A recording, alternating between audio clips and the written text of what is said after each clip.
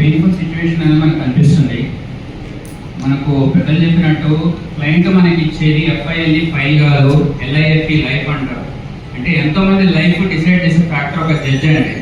అలాంటి జడ్జికి ఎలిజిబుల్ ఇక్కడ తెలంగాణ ప్రాంతం నుంచి ఎంతో మంది ఉన్నారు.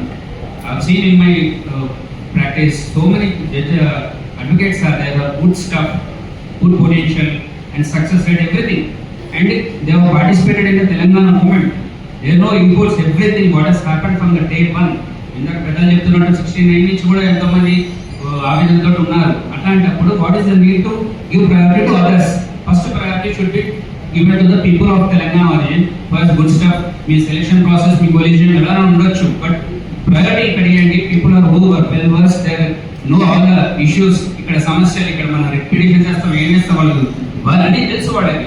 You give priority to the people who are eligible for here and give priority next to the other people.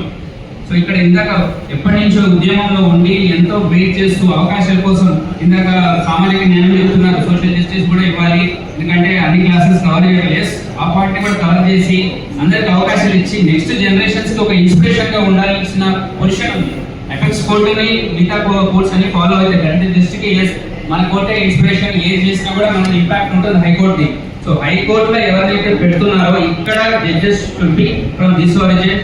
ఇక్కడ సర్ప్లస్ గా ఉండి ఎక్కువ మంది 30 కోట్లు ఉంటే 25 కోట్లు తెలంగాణ ఉంటే అప్పుడు ఛాన్స్ ఇవ్వండి వేరే వాళ్ళకి. కానీ ప్రయారిటీ మాత్రం ఇక్కడ వాళ్ళకి ఇవ్వండి.